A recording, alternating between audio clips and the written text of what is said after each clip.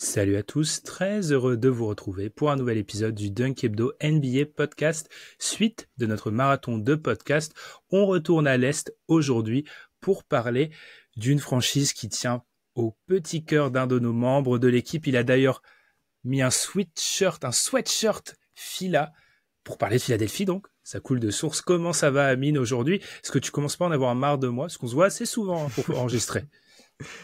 Non, j'en ai pas marre. Et il faut préciser quand même on se voit vraiment souvent vu qu'on a fait cet épisode en pilote aussi, qui n'est jamais sorti sur Philadelphie. Je donne un petit peu les insides et que plusieurs épisodes on les a réenregistrés plusieurs fois. Donc effectivement, ça fait beaucoup de temps qu'on passe ensemble, mais c'est toujours un plaisir. Ah, vous avez vu, je ne suis pas un tortionnaire. C'est vrai que on a dû enregistrer sur les 10 derniers jours ensemble peut-être 6 ou 7 épisodes, je pense, de tête, quelque chose comme ça, facilement. Et effectivement, si vous voulez les insides, les coulisses du Dunk Hebdo NBA Podcast, on a enregistré, on est sérieux, on a enregistré un pilote qu'on a envoyé à toute l'équipe pour dire en gros, les gars, qu'est-ce qu'on doit changer dans la formule. Et en gros, je pense que cet épisode sera meilleur que le pilote, d'abord parce qu'on a de l'expérience, et surtout parce que, en réalité, la formule a été changée. Il y a certaines choses qui n'ont pas été gardées. Donc, vous voyez qu'on fait bien notre travail. Il y a une vraie volonté d'améliorer le contenu. En tout cas, on en est après plusieurs jours de cette formule. Elle a bien été étraînée. Vous devez maintenant la connaître. Pourquoi votre équipe ne gagnera pas le titre? On met en avant 3 faiblesses qui seront, selon nous, rédhibitoires pour que votre franchise, et là, quand je dis votre, je ne m'adresse pas vraiment à la foule, Amine, mais à toi aussi. Du coup, je t'inclus dedans. Rédhibitoire pour gagner, remporter le titre. Avant de commencer, on vous rappelle de nous suivre sur votre plateforme de podcast préférée, mais également sur YouTube et sur Twitter. Twitter où on vous assène et tweet toutes les heures pour vous rappeler qu'il y a des lives sur YouTube, pour vous rappeler que tel ou tel épisode sort, et aussi il y a un petit thread qui a été fait pour que vous puissiez retrouver tous les épisodes. Amine, on commence comme d'habitude par le résumé de la saison 2023-2024 des Sixers, et je te vois déjà un peu triste dans le regard. On était sur une saison qui se voulait charnière et qui du coup a été peut-être charnière sur le début, avant, il faut le dire, la blessure de Joel Embiid, c'est ça? Oui, ça a été une saison charnière. Il faut revenir au tout début avec le mélodrame James Harden, comme on en a un peu l'habitude quand c'est pas forcément chez nous, mais en tout cas, il y a souvent un mélodrame James Harden qui arrive quelque part ces dernières années. Donc, le départ de James Harden, l'arrivée de Nick Nurse aussi, puisque le départ de Doc Rivers, pour mon plus grand plaisir, et un début de saison où les Sixers ont été très bons avec avant cette fameuse blessure d'Embiid. On a pu observer justement, grâce à Nick Nurse, j'y reviendrai beaucoup plus tard, mais grâce à Nick Nurse, c'est un changement de philosophie énorme de l'équipe, qui était une équipe prévisible, j'ai envie de dire, avec de l'ISO, du pick and roll en gros, et une défense assez classique en drop. Aujourd'hui, Nick Nurse a apporté des choses très différentes qui ont permis d'avoir un très bon début de saison, malgré la perte de James Harden, qui n'est pas une perte mince, puisque c'était ton meilleur créateur et ton deuxième meilleur joueur, et justement, et effectivement, là, aujourd'hui, avec la blessure d'Embiid, s'il avait été là, peut-être que l'équipe aurait gardé un meilleur... Enfin, c'est sûr et certain que l'équipe aurait gardé un meilleur plancher grâce à la présence d'un joueur tel que Harden. Donc, une orientation plus collective qui a permis d'avoir un très bon début de saison. Donc, attaque autour de Embiid en hub et les progrès de Tyrese Maxey, tout de même All-Star cette saison, et surtout, comme tu l'as précisé, à chaque fois que Adrien proposait Kobe White en MIP, favori au MIP actuellement, Tyrese Maxey, progrès dans le volume qu'il a pris en restant assez efficace, progrès au playmaking aussi, même si on n'est pas sur un créateur élite, on est aujourd'hui un créateur intéressant, et puis même en défense, où on a un joueur qui est beaucoup plus proche du neutre que du négatif comme il l'était. Et puis, on arrive justement à la blessure d'Embiid. Donc, depuis la blessure d'Embiid, l'équipe a beaucoup de mal. Il y a eu aussi la trade deadline entre-temps qui a fait arriver Buddy Hield et Kyle Lowry, qui sont des joueurs qui font plus sens avec Joel Embiid, comme c'est le cas d'une grande partie du roster, mais en tout cas, qui font clairement plus sens avec lui. Donc, les difficultés sont avérées très grandes ces derniers temps.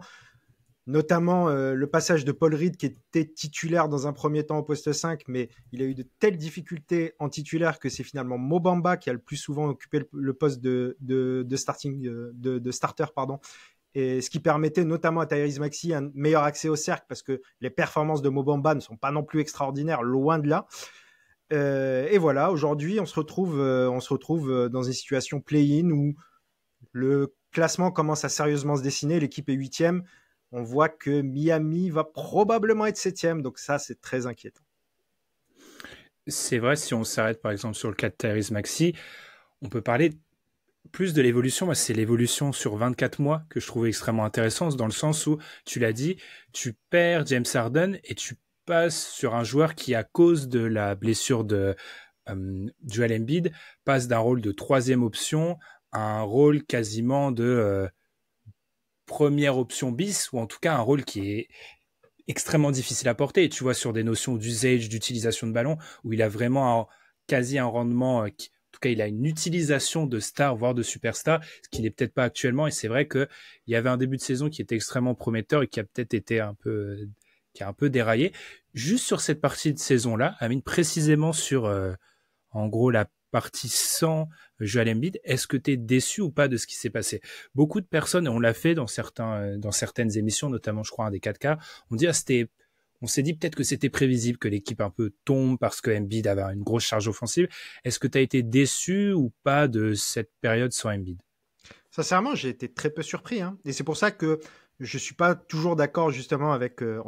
évidemment qu'on n'est pas toujours d'accord dans l'équipe, mais je me rappelle d'une intervention de Madiane qui avait été très dure envers nos Sixers. Mais à un moment donné, quand tu as une équipe qui est autant héliocentrée autour d'un joueur, en l'occurrence qui est Joel Embiid, qui est un joueur très particulier de créer cet héliocentrisme autour de lui, ce n'est pas un joueur commun auquel tu tournes un héliocentrisme. Beaucoup de joueurs ne font beaucoup moins sens sans Joel Embiid. Et du coup, c'était pas surprenant, sincèrement, sachant que je vais développer justement dans mes points suivants pourquoi justement ça s'est étiolé comme ça. Mais moi, je trouve que c'est pas surprenant et que finalement, quand tu as un joueur du niveau de Joel Embiid, du niveau qu'il a montré cette année, qui était extraordinaire, meilleur que la saison dernière, notamment par son implication défensive également, est-ce que c'est pas normal que ton équipe se retrouve vraiment pas bonne lorsque ce joueur n'est pas là? Parce que non seulement il t'apporte au scoring, mais en plus, il permet aux autres d'être bien meilleurs. Eh bien, démarrons, Amine, avec les 3 faiblesses que tu veux mettre en avant, et tu as déjà un petit peu commencé. La première des faiblesses qu'on aurait pu anticiper, c'est la dépendance à Joel Embiid. Alors oui, évidemment. Surtout qu'à l'heure où on parle, il se rapproche d'un retour qui pourrait arriver à quelques matchs avant les playoffs, ce qui lui permettrait de prendre un peu de rythme.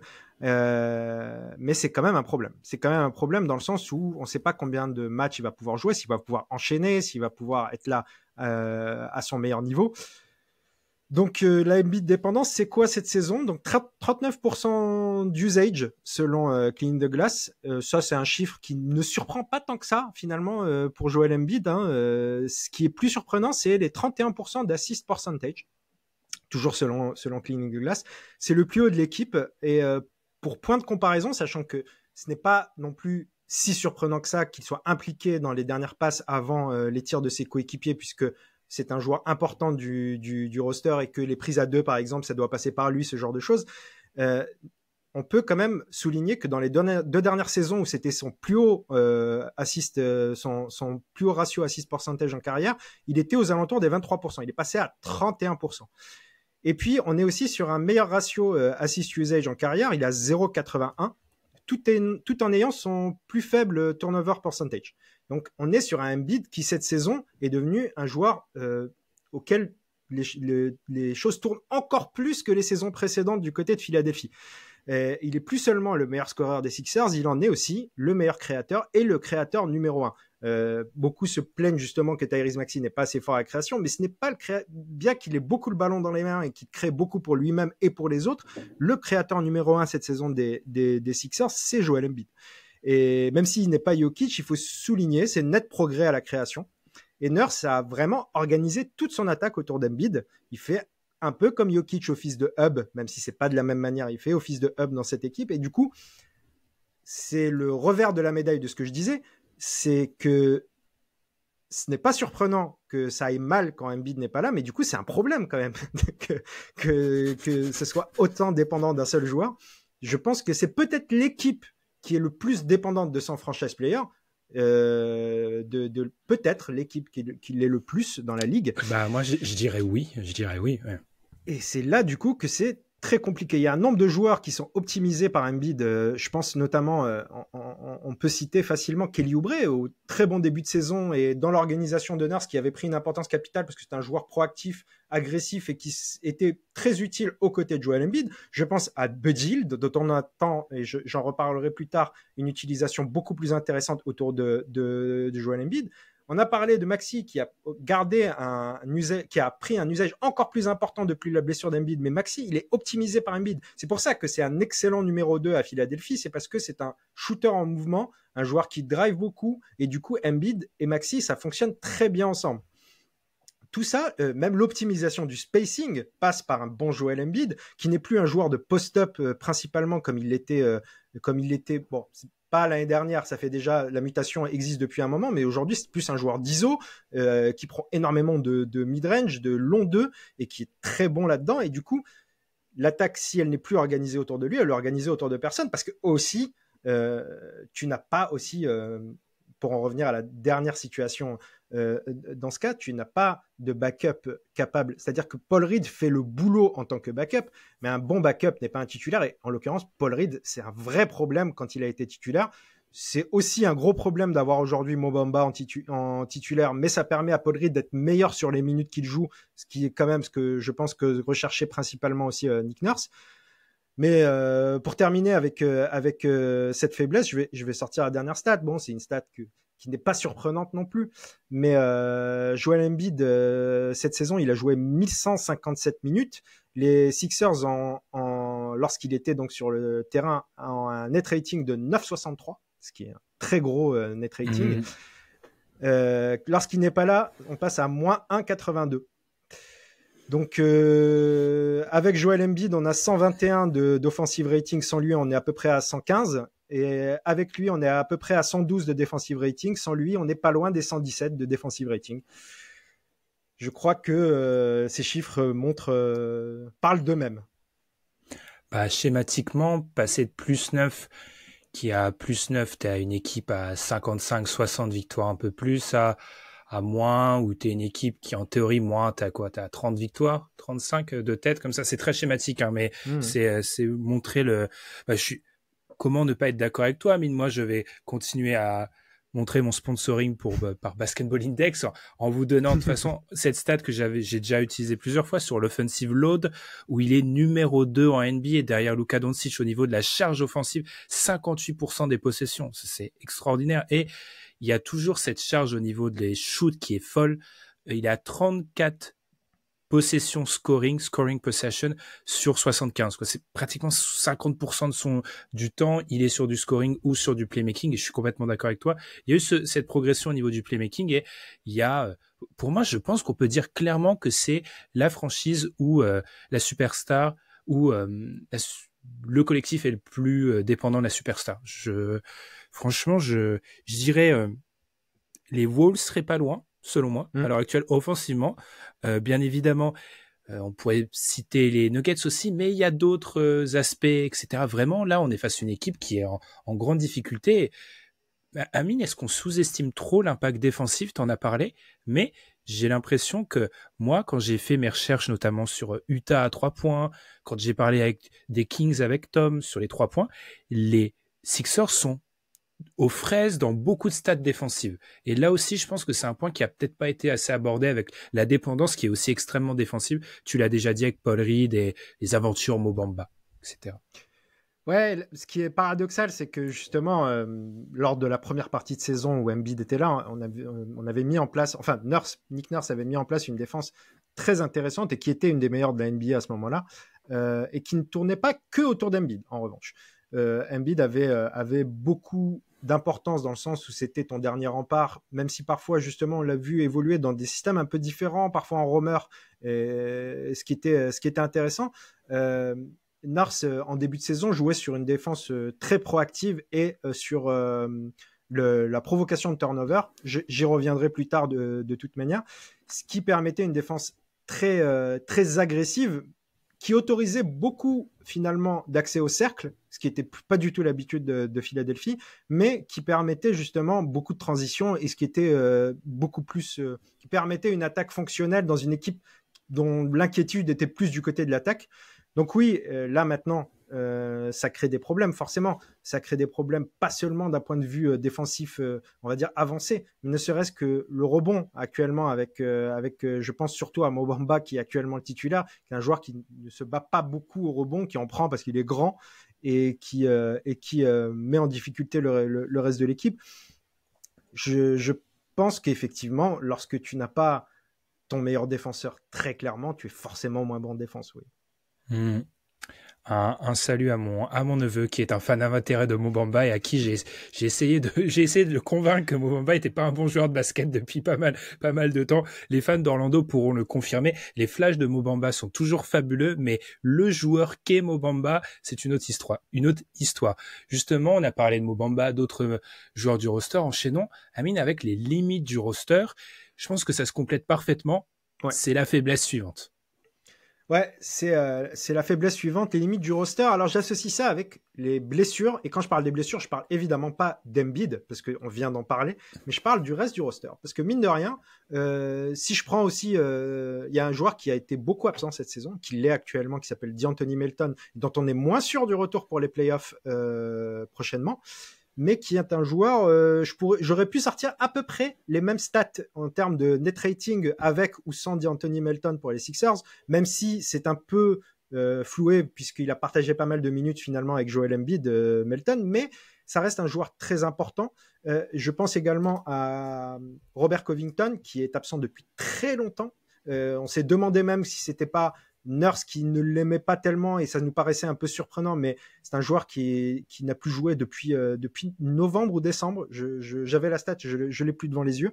Et c'est des joueurs qui peuvent être importants dans une campagne de playoffs. C'est des joueurs que tu n'as pas peur de mettre, en tout cas en playoffs. Bien que Covington peut être un problème un peu en attaque avec l'âge aidant, c'est une solution.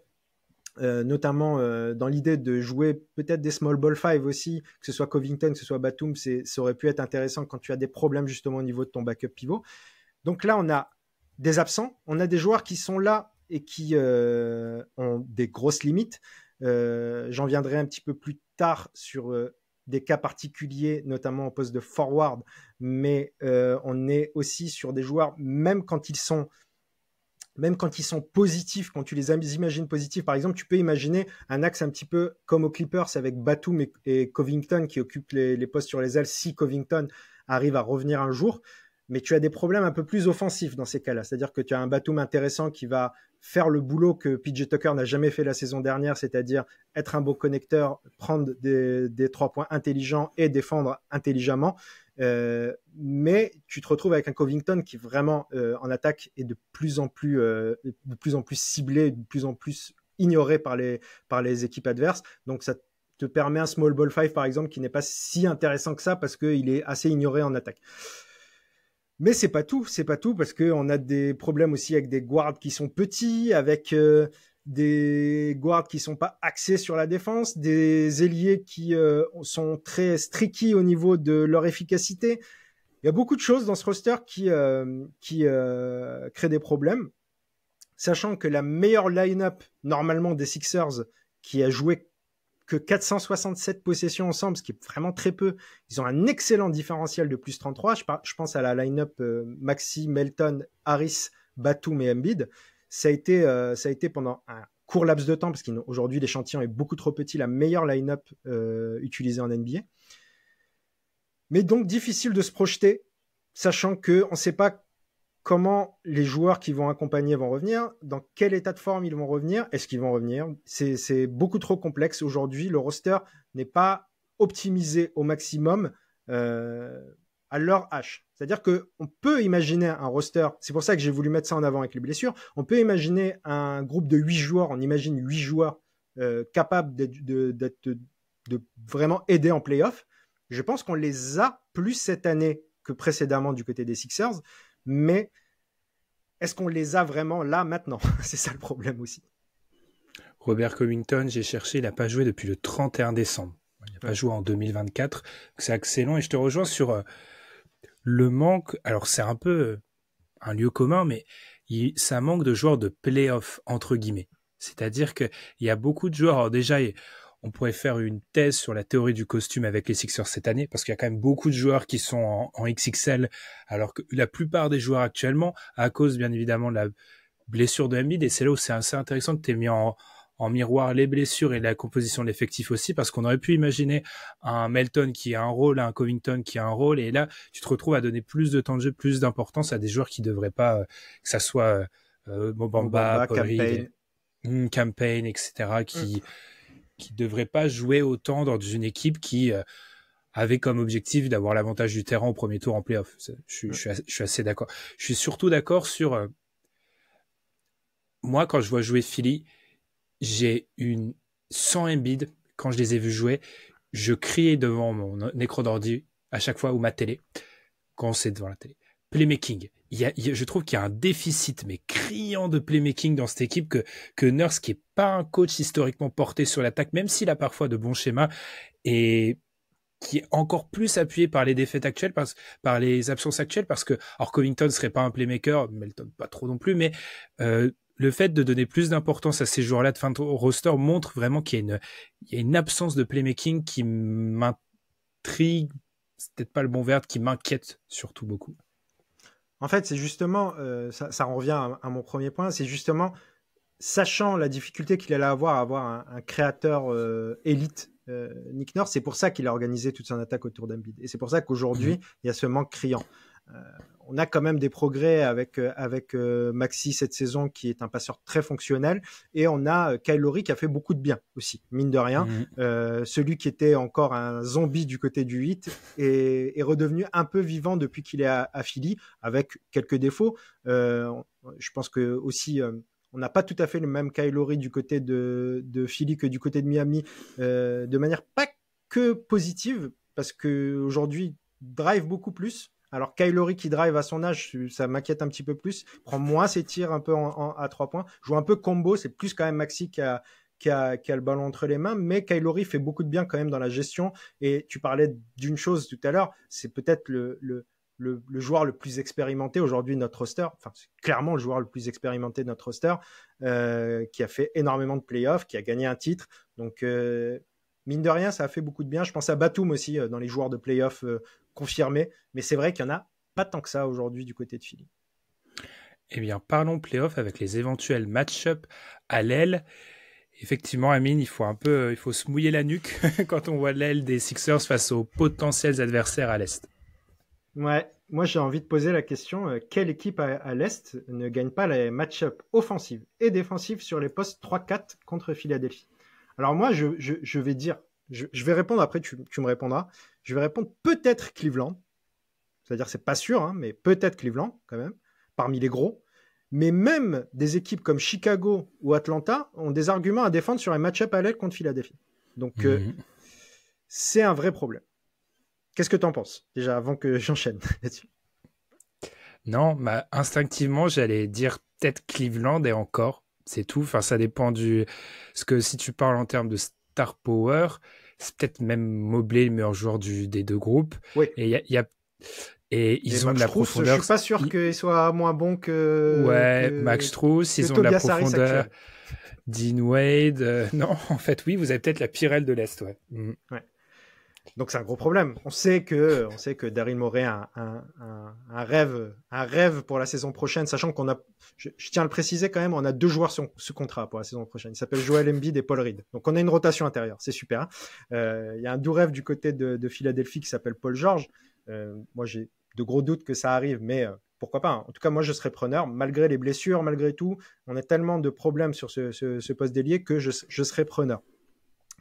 Donc il y a ce doux rêve de Paul George, mais on est sur une situation à l'aile aujourd'hui où on a un début de saison qui est pas mauvais sur ce poste d'ailier, qui est bien meilleur que les saisons précédentes, parce qu'on a un Tobias Harris qui était pas mauvais en début de saison, qui commençait plutôt bien et se trouvait un petit peu dans ce nouveau rôle finalement de 3e option, puisqu'il était passé un peu 4e option les dernières saisons, où il avait un peu plus de responsabilités, donc c'était pas mal. L'arrivée de Batum qui apportait ce que je disais tout à l'heure, donc tout ce que n'avait pas apporté PJ Tucker, et surtout quelque chose qu'on attendait du côté de Batum, sachant qu'on manquait de créateurs, c'est-à-dire la connexion, et un joueur très intelligent, mine de rien, qui a fait vraiment beaucoup de bien aux Sixers cette saison. C'est rare que je dise beaucoup de bien des Français, donc je tiens à préciser qu'on est très content de Nicolas Batum du côté de Philadelphie. Et en plus, tu avais cette possibilité, donc en début de saison, avec Covington qui jouait à peu près 20 minutes par match et qui était très intéressant sur les match-ups, notamment défensifs. C'est un joueur encore très bon lorsqu'il joue au niveau défensif, que ce soit sur l'homme, que ce soit en aide, que ce soit en playmaking défensif, il a de très bonnes mains. Et donc on avait ça, et on avait Kelly Oubre qui faisait un super début de saison en étant agressif, et parce que ses shoots rentraient, on savait que ça allait pas rentrer toute la saison. Les gens qui connaissent Kelly Oubre savent que c'est un joueur qui est par phase et qui la plupart du temps est plus énervant que satisfaisant, mais il était sur un très bon début de saison, et ce qu'il apportait en termes d'énergie était très important aussi pour la façon dont étaient organisés ces Sixers. Donc vous me direz, là ça fait 4 joueurs pour une rotation LL qui sont corrects, mais non. La vérité, c'est que Covington, il est blessé. On ne sait pas si on le reverra, à nouveau sous le maillot des Sixers. Tobias Harris est en chute libre totale depuis la blessure d'Embiid, alors qu'il aurait dû prendre plus de responsabilités. On est sur un Tobias Harris qui, sur la période où Embiid n'est pas là, fait un bon match sur 4, et les 3 autres sont cataclysmiques à chaque fois, avec des pourcentages horribles, une défense pas impliquée. C'est l'un des joueurs les plus énervants cette saison. Il est plus énervant qu'un Kelly Oubre, par exemple, ce qui est une performance quand même. Ce qui est une performance, sachant que je précise quand même, pour ceux qui auraient la mémoire courte, que j'ai pas mal défendu Tobias Harris quand même. J'ai pas mal défendu le joueur qu'il est. C'est vrai, mais c'est vrai. Là, on est dans une situation où ça devient intenable, sachant qu'il est en plus en fin de contrat, donc on pourrait s'attendre à ce qu'il se montre plus, sachant qu'il a plus de responsabilités. Même Nick Nurse a commencé à limiter ses minutes lors de certains matchs. C'est la preuve que c'est un problème. Aujourd'hui, le seul motif de satisfaction à l'aile, il s'appelle Nicolas Batum. Et ce n'est pas suffisant pour attaquer des playoffs à l'Est où la plupart des équipes ont leur point fort à l'aile. Donc, c'est un gros problème. Je me suis fait la liste pendant que tu parlais, Amine. Enfin, tu as 3 joueurs qui sont DH20 à l'aile à l'Est. Tu as Tatum, Giannis, Butler, et même les joueurs qui sont pas DH20, enfin, OG a extrêmement bien fité du côté de New York. T'as Pascal Siakam qui est un mec qui est top. Alors il a eu du mal. La greffe est un peu compliquée à Indiana, mais ça reste un joueur qui est largement top 40 NBA. Qui défend Pascal Siakam à Philly, quoi. Qui défend Pascal Siakam à Philly. Même, tu vois, alors, ça va pas se faire vraisemblablement parce qu'au niveau des seedings, etc., mais même Paolo au Magic, tu vois, qui défend Qui défend Franz Wagner. Qui défend Franz Wagner, enfin même si tu descends Hawks, qui défend efficacement DeAndre Hunter, Jalen Johnson ou DeRozan, qui défend DeRozan, c'est clair. Qui défend DeRozan, enfin c'est complètement d'accord. Et ce qui est un peu, moi ce qui me marque aussi quand je vois les Sixers, c'est le manque de côté athlétique de cette base à l'aile. Ouais, c'est parce que quand tu regardes les joueurs que j'ai cités, là, t'as des ovnis, en fait, physiquement. Et c'est pour ça que Kelly Oubre joue autant du côté de Philly. Parce que c'est le seul qui offre cette dimension vraiment athlétique. Et c'est vrai que là où Batum, moi, de toute façon, Batum, c'est toujours un joueur que j'ai extrêmement aimé. Donc, vous n'entendrez pas de critique de Nicolas Batum ici. Peut-être il y en a eu dans le passé, mais en vrai, c'est un joueur qui est un role player parfait pour beaucoup d'équipes qui ont des ambitions. Voilà, il va prendre ses 3 points, il va faire ses rotations défensives, etc. Mais il peut pas être dans ton top 2 options une fois que les playoffs démarrent. Ça peut pas être lui une de tes 2 meilleures options à l'aile. Et que dire, Amine, je pense que tu as tout résumé, c'est extrêmement faible. Et Tobias, pour qu'Amine, pour les non-habitués du podcast d'un Kebdo, pour qu'Amine tape sur Tobias Harris, c'est vraiment qu'on a un point de non-retour vis-à-vis de l'expérience de Tobias Harris. Eh bien, on a été assez négatif, Amine. Parlons de l'espoir, Nick Nurse. Alors oui, Nick Nurse, c'est beaucoup d'espoir. Alors, avec quelle équipe? Comme je l'ai dit tout à l'heure, 2 joueurs sous contrat pour l'année prochaine, donc on verra. Même si on imagine, par exemple, que Tyrese Maxey sera prolongé, évidemment, mais on n'a pas encore les contours. On espère en avoir assez vite.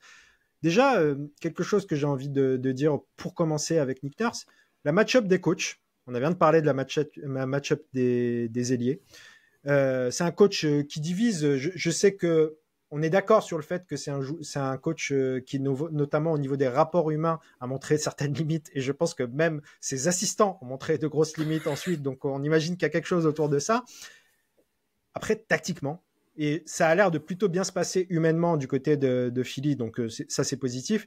Tactiquement, moi, personnellement, en termes de match-up de coach, à l'Est, il n'y a que Eric Spoelstra qui me fait réellement peur. Je pense qu'en termes, pas seulement de... Tu vois, tu pourrais citer un Rick Carlisle qui est un génie offensif du coaching offensif. Tu peux citer un Mazzulla qui a montré de très belles choses, mais je pense que personne, à part Spoelstra, est capable d'aussi bien s'ajuster que ne le fait Nick Nurse, justement. Et ça, c'est quand même très important en playoff. Donc, c'est un motif vraiment important, motif d'espoir très important. Je vais parler un petit peu des volets de Nick Nurse. La défense, j'en ai parlé tout à l'heure, il a mis en place une défense très proactive, avec beaucoup d'agressivité. Les Sixers provoquaient énormément de turnover. L'objectif, c'était de limiter les 3 points adverses, avec même des zones par séquence. Et du coup, il y a des ajustements et des adaptations à l'adversaire qui ont été fréquents même en régulière. L'idée aussi, c'était de faire pression sur le porteur, c'était pour favoriser l'attaque justement en transition, dont je reparlerai plus tard. Et Embiid, donc, plus responsabilisé défensivement lorsqu'il était là. Et du coup, la défense a été très bonne, alors qu'elle autorisait énormément d'accès au cercle. C'était une des équipes qui en autorisait le plus, qui changeait beaucoup plus des saisons précédentes. Donc l'objectif, c'était surtout de provoquer l'erreur adverse. Du coup, tu en payais le prix avec des accès plus faciles parfois au cercle. Mais on a vu aussi, depuis la blessure d'Embiid, je vais prendre un exemple très précis, durant le mois de mars, que Nurse pouvait s'adapter et jouer des défenses très différentes. Je pense à un match face aux Knicks, qui a été une sacrée purge, puisque le score final a été de 79-73 pour les Sixers. Et on a vu justement dans ce match qu'il avait totalement fermé l'accès au cercle. Seulement 24% de tirs au cercle autorisés ce soir-là. Donc Nick Nurse, il sait défendre de manière différente, il sait s'ajuster, s'adapter. Donc ça, c'est super. Donc si tu peux compter sur un roster complet et compétitif, tu peux avoir confiance justement, tu vois. Le problème des match-up à l'aile est un peu compensé par le fait que Nick Nurse s'est organisé sa défense de manière collective. Genre, cette saison, dans les 5 majeurs, il n'y avait pas 5 défenseurs forcément positifs sur le terrain, et pourtant la défense était positive. Et on va parler de ce que Nick Nurse a proposé en attaque, parce qu'il n'y a aucune surprise finalement sur le fait que Nick Nurse sache organiser une défense. On l'a vu depuis des années à Toronto, même dans ses moins bonnes équipes. Par contre, l'attaque, comme je le disais, qui dit provocation turnover, dit beaucoup plus de transition. Il l'a fait pas par hasard, parce que ça peut être contre-intuitif quand tu penses à Joel Embiid de jouer pas mal de transitions, et par contre ça l'est beaucoup moins pour Tyrese Maxey, et qui je pense a permis vraiment l'éclosion de Tyrese Maxey de faciliter le jeu de transition. Et puis pour Embiid, c'est pas une mauvaise chose non plus, puisque ça facilitait son jeu de passe. Alors du coup, peut-être que je me contredis, mais ce n'est pas que de la progression à la passe, c'est aussi la possibilité pour Embiid de prendre des passes qu'il est plus capable de faire, justement, avec des joueurs lancés qu'il apprécie beaucoup plus et qui sont un peu plus simples. L'équipe est encore aujourd'hui, malgré la très mauvaise passe, la meilleure équipe aux interceptions, ce qui montre justement l'effet sur la transition. Bien meilleur que toutes les saisons précédentes sur les rebonds offensifs, qui était quelque chose qui était totalement abandonné par Doc Rivers. Et là, je pense que Kelly Oubre, dont je parlais tout à l'heure, a fait beaucoup de bien, parce que c'est un joueur qui est très actif au rebond offensif. Bien meilleur au rebond défensif, même avec Embiid qui est concentré depuis le début lorsqu'il était là, bien sûr, depuis le début du match pour prendre ses rebonds def, et pas seulement dans le 4e carton comme c'était le cas sous Doc Rivers. Donc malgré un personnel limité, finalement, l'attaque a été très fonctionnelle. Quand je parle de personnel limité, je parle de créateurs de décalage. Il n'y avait pas tant que ça du côté de Philly, et pourtant l'attaque fonctionnait bien lorsque tout le monde était présent. C'est vrai que c'était déjà un point de l'attaque, en tout cas du basket de transition de Nick Nurse, qu'on avait vu à Toronto. Toronto était historiquement une équipe qui provoquait beaucoup de pertes de balles, ou qui interceptait, qui se mettait en position de créer de l'attaque rapide pour parfois contrer le fait que il y avait un déficit sur la qualité demi-terrain de cette équipe, lié au fait qu'il y avait trop d'ailiers. Petit paradoxe avec ce qu'il a actuellement du côté de Philly, mais je te rejoins parfaitement, où Nick Nurse, sur un match-up de playoff, il a à la fois l'expérience, c'est un coach qui a gagné un titre, il a cette capacité de s'adapter, et je dirais plus loin, et c'est illustré par ce que tu viens de dire, il n'est pas dogmatique. Nick Nurse, qui peut être le cas de certains coachs, Dick Budenholzer, qui est un excellent coach, mais qu'il faut reconnaître est été un coach extrêmement dogmatique, même en playoff, et ça a mené à sa perte sur certaines campagnes de playoff, pas seulement, hein, mais cette capacité à parfois aller contre ses principes de jeu, c'est aussi quelque chose que Nick Nurse sait faire. Donc, c'est sûr que ça soit sur un play-in ou que ça soit sur une série de playoffs, on ne sait pas encore, on va le déterminer un peu plus tard, ce sera un match-up extrêmement difficile, et je suis d'accord avec toi, il n'y a que Spoelstra que je placerai au-dessus dans la catégorie des coachs, et avec une marge avec le troisième, je pense. Carlisle, oui, il y a eu de la modification en cours d'année du côté d'Indiana. Moi, Mazzulla, j'attends toujours, donc je suis extrêmement positif là-dessus, et c'est peut-être un motif d'espoir, je pense. Là, on est à cheval entre le motif d'espoir sur cette campagne de playoff et pour la suite aussi. C'est ça, Amine? Exactement, je suis d'accord. Eh bien, enchaînons avec ton joueur clé. Alors, quand on avait fait le pilote, c'était Jojo. On a changé, du coup. Buddy Hield. T'es parti sur Buddy Hield, c'est ça, Amine?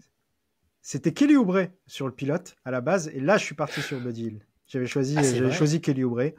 Mais comme on devait justement ne pas choisir de superstar, j'avais choisi ni Joel Embiid ni Tyrese Maxey. Du coup, c'était un peu difficile de trouver un joueur vraiment clé dans la campagne qui ne soit pas de toute manière Joel Embiid finalement, et sa présence à 100%, et sa présence sur tous les matchs. Mais j'ai choisi donc Buddy Hield.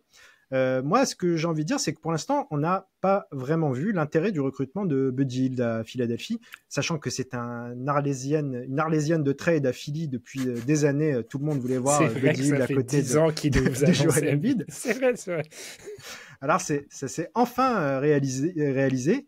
Et Buddy Hield, on le connaît, hein, c'est un shooter élite.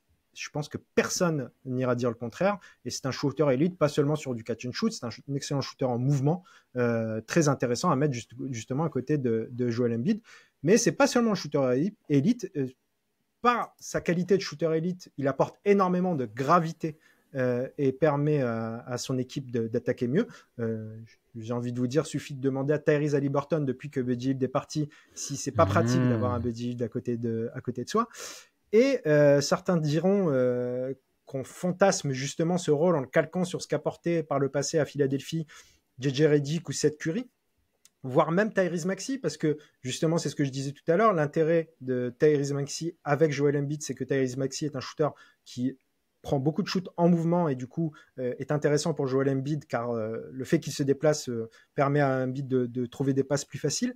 Et donc, oui, évidemment, Buddy Hield avec Joel Embiid, ça va fonctionner. Alors, j'espère que ça sera pas que 3, 2, 1 match qui joueront ensemble, parce que Buddy est aussi en fin de contrat, parce que j'ai envie de voir cette association. Ça facilite vraiment les passes que recherche Embiid, et c'est à conjuguer aussi avec les progrès à la passe justement d'Embiid. Ça pourrait être létal, moi je pense, vraiment. Surtout si tu as justement Maxey et Buddy Hield qui sont dans cette position de shooter en mouvement. Tu peux avoir un effet où tu peux choisir entre les deux qui crée encore plus de gravité. On connaît les défauts de Buddy Hield, notamment défensifs. On sait très bien que c'est l'un de ses problèmes, même si il fait les efforts quand il doit les faire, on va dire. Il les fait du mieux qu'il peut, mais c'est moins quand même un joueur unidimensionnel que par le passé. On a vu récemment qu'il était capable d'apporter un peu plus de création secondaire, de créer un peu sur pick and roll. Donc finalement, du côté de Philly, où on en manque vraiment, même si c'est pas parfait d'avoir ça de la part de Buddy Hield, c'est quand même pratique d'avoir un joueur qui est capable d'en faire un petit peu. Donc voilà. Voilà ce que je voulais dire sur Buddy Hield. Juste une dernière chose, je te pose une question. Combien de matchs de playoff à Buddy Hield? 0. Ouais, voilà. Donc, on connaît la stat. Voilà. Il en a 0. Il n'en a pas joué un seul, et j'ai trop en train de me dire qu'il va peut-être pas en jouer un cette année. C'est ça. 0, il n'a pas un match de playoff, et c'est vrai que... désolé, je t'ai coupé ton effet. Non, c'est parfait. Non, il a 0 match de playoff, et c'est vrai que au moment où tu l'as dit, je me suis dit, ça fait des années qu'on nous sort le Buddy Hield pour reprendre cette espèce de rôle de JJ Redick qu'il y avait eu avec Butler, etc. Buddy Hield, qui est un joueur que je trouve que défensivement, il a souvent été critiqué, alors que c'est l'écosystème parfois où il était, qui était ultra problématique. Quand il était à Sacramento défendait globalement pas, donc voilà. Là il a joué à Indiana, qui défendait globalement pas non plus, donc surtout qu'il a été parfois positionner sur des rôles un peu plus difficiles défensivement, parce que c'est un joueur qui est parfois un peu sous-dimensionné pour son poste. Enfin, si tu le fais jouer dans des line-up un peu bizarres. Mais effectivement, moi, en cherchant les stats, j'ai vu qu'il y avait toujours de l'efficacité, mais il y a aussi peut-être le volume, comme tu l'as un peu sous-entendu, et l'utilisation qui était un petit peu problématique. Et à voir. Clairement, c'est un joueur, selon les contrats, etc., qu'il faudrait, je pense, garder du côté de Philly, parce que peut-être plus qu'avec Embiid, comme tu l'as dit, c'est peut-être la relation avec Maxey, comme tu l'as dit, qui serait ultra intéressante. Peut-être dans un rôle plus de 6e homme de luxe, ou peut-être pas titulaire. C'est ce que je pense en plus. Pas forcément titulaire. Je pense que ça doit être ton 6e homme, celui qui a le plus de minutes en sortie de banc. Mais que si tu as tous tes joueurs, j'ai parlé tout à l'heure de la meilleure line-up avec les 5, et je pense que c'est celle-là qui doit jouer. Et tu vois, et faire sortir. Quand tu as un banc où tu peux faire sortir éventuellement Lowry, Hield, Covington, Paul Reed, moi ça me paraît pas mal finalement. Mais il faut pouvoir sortir parce que y a pas mal de joueurs qui sont absents pour l'instant. Eh bien, terminons, Amine, alors que épisode après épisode, on est de plus en plus long. Là, c'est de ma faute. Parfois, j'ai trop relancé. Plancher, plafond. Plancher. À quel point court? Lors du pilote, pour encore en parler, j'avais fait play-in et finale de conférence vraiment dans les meilleures dispositions. Je vais pas aller aussi loin. Là, je suis très inquiet déjà du fait que on va probablement affronter Miami lors du play-in, même si c'est pas certain. Hein. Il reste encore des matchs, et peut-être que si Joel Embiid revient bien, ça permettra de gagner un peu de matchs. Mais le classement commence à ressembler à quelque chose qui pourrait être un peu plus figé, et donc il y a quand même pas mal de chances que ça s'arrête au play-in, mine de rien, sachant que tu affronteras normalement ensuite le 9-10, et que si Joel Embiid est revenu à un bon niveau, je pense que normalement ça passe, que ce soit contre Chicago ou contre Atlanta, même avec un Embiid à 80%, parce que c'est un joueur beaucoup trop fort finalement, et qui permet à l'équipe d'être bien meilleure, comme je l'ai dit tout à l'heure. Mais je pense que ça n'ira pas beaucoup plus loin, sachant que dans ces cas-là, tu seras 7e ou 8e. J'ai bien peur que cette saison, avec un Embiid trop juste, que tu tombes contre Boston ou Milwaukee au premier tour, ce qui semble se dessiner. Je pense que ça n'ira pas au-delà. Que dire? Je suis d'accord. Play-in ou premier tour expéditif, c'est le sort de beaucoup de ces équipes de play-in à l'Est, visiblement, peut-être avec l'exception Miami. Visiblement, surtout si tu prends Boston, je pense, préférait 1000 fois jouer Chicago, voire Atlanta, même si, je rappelle la take, elle était correcte. Atlanta est devenue la bête noire depuis que j'ai fait cette take de Boston. Mais à voir, parce que même s'il a 80%, je suis pas sûr que beaucoup de secteurs intérieurs, je suis pas sûr que Porzingis, il a envie de faire une série de 5 matchs avec Embiid, non, c'est de certain. 4. Et je suis pas sûr que Mazzulla a envie de se frotter à Nick Nurse dès le premier tour aussi. Parce qu'on l'a vu en régulière, le moment où il a le plus utilisé la zone, c'était contre Boston, et c'était pas par hasard, hein, Nick Nurse. Donc, ce serait un premier tour qui serait plutôt intéressant. On va faire trop loin, mais... Je termine juste, que ce soit contre Boston ou contre Milwaukee, ce sera beaucoup de souffrance de se faire éliminer par l'une de ces deux équipes. Boston, on sait pourquoi, et Milwaukee, parce que Doc Rivers maintenant sur le banc. Donc ça ferait vraiment beaucoup de mal de se faire éliminer par l'une de ces deux équipes.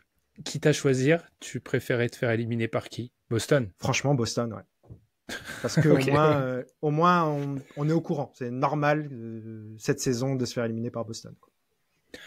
On va faire trop long, ça fait rien. Ouais, je suis désolé. Non. Dans un monde parfait, Amine, où Joel Embiid est là, où il est un peu sur la dynamique du début de saison, t'aurais donné quoi comme plafond à cette équipe? On peut se poser la question. Finale de conf. En fonction du seeding. C'est-à-dire que justement, dans un monde parfait où tu n'affrontes pas tout de suite Boston, tu n'affrontes pas tout de suite Milwaukee, tu n'es pas tout de suite dans le dur très rapidement, disons que je n'aurais pas eu peur contre des très bonnes équipes comme Cleveland, comme New York, avec le roster au complet qui tourne bien. C'est en gros pour dire ça. Et du coup, dans un monde parfait où il y a peut-être aussi des blessures chez certaines équipes, des problèmes d'ajustement chez certaines équipes, ça pouvait aller jusqu'en finale de conf, oui, je pense. Ok. Je pense que des 20, c'est la seule équipe où la question est... C'est légitime de se poser cette question parce que tu perds un joueur qui a une importance totale dans ton collectif. Ok. Eh bien, merci beaucoup, Amine. C'était un point complet de chez complet sur Philly, qu'on reverra du coup peut-être vers nos post-mortem, avec un post-mortem qui s'annonce, si on fait celui de Philly, vous annonce qu'au niveau des post-mortem, On ne sait pas encore comment les agencer. Je ne sais pas encore comment les agencer parce que, on va être honnête, on risque peut-être d'aborder les playoffs cramés. Donc, il faudra être dans la gestion, mais c'est une équipe où le destin à l'été sera fascinant parce que, Oui. Tu l'as dit, 2 joueurs sous contrat, tu fais quoi pour entourer Embiid, même si Maxi sera là, enfin, c'est quasi une certitude. Enfin, il y a un effectif qui va être remodelé avec peut-être de l'espoir avec Nick Nurse, bien évidemment. Eh bien, on vous remercie de nous avoir écoutés. On vous invite à nous suivre sur votre plateforme de podcast préférée, sur YouTube et sur Twitter. Le marathon continue. Nous, on va prendre pas une pause d'une semaine comme d'habitude, mais on se retrouve dès demain pour un nouvel épisode et on vous souhaite une bonne soirée, une bonne journée ou je ne sais pas. Salut! Ciao!